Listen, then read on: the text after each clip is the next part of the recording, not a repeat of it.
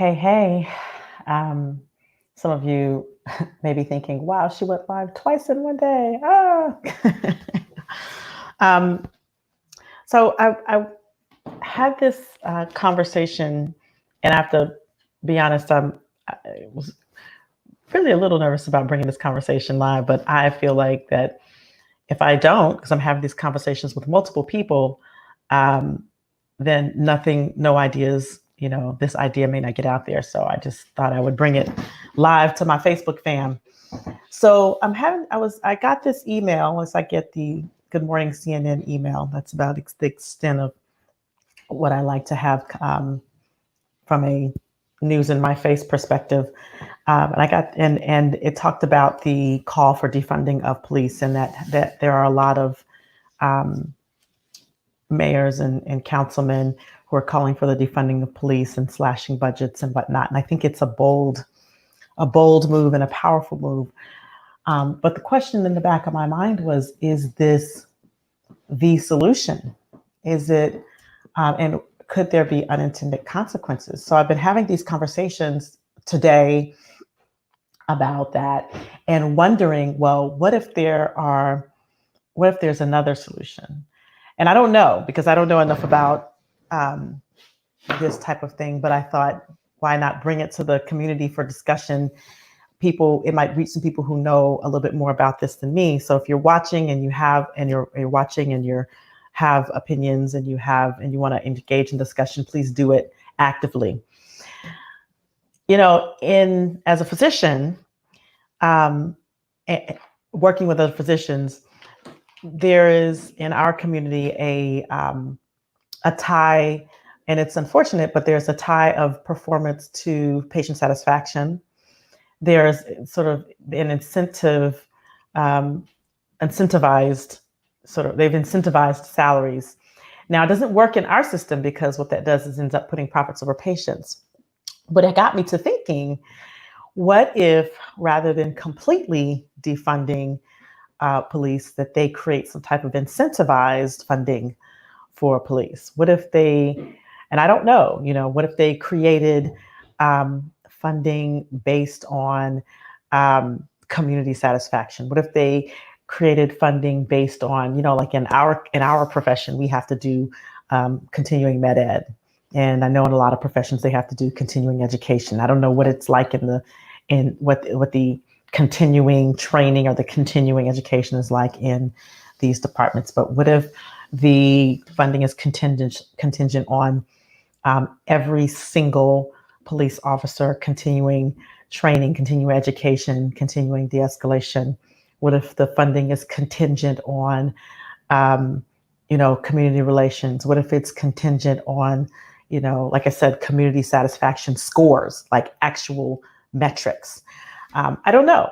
And I wondered if it was contingent, if the funding is contingent on that, would that actually create a longer term difference if the funding was directed towards educating and a deeper vetting? What if the funding is contingent on a much more involved vetting process of officers that are coming into schools, coming into their training programs? I know when we were in residency going to apply for our license, we had to go and get fingerprinted, and we have our maintenance of certification process is crazy. Our licensing process is like very in depth and egregious. I mean, and complicated, and we just go through a lot to be able to get and maintain licensing and get our DEA numbers, which allows us to prescribe controlled substances. And what if that process was just as arduous and involved for police officers? And what if the funding is contingent on the process being that involved and arduous for bringing on police officers and chiefs and any law enforcement?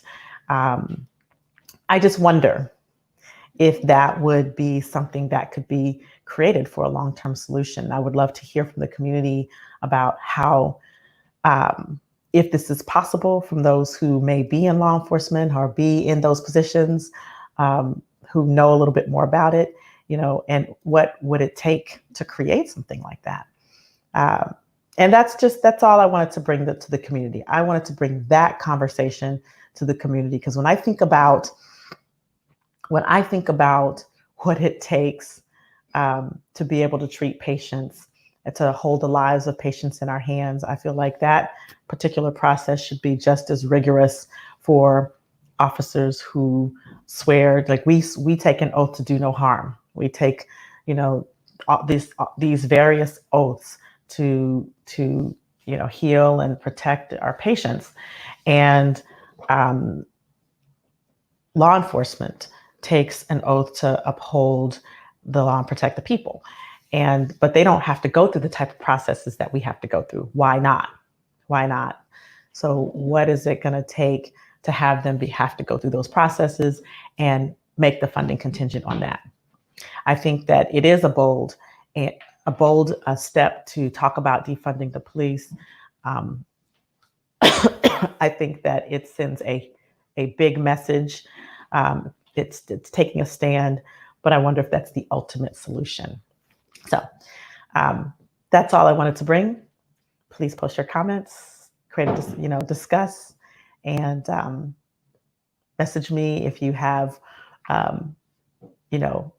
a longer comment or message that you want to convey to me personally. All right, y'all. That's all I got. Peace out.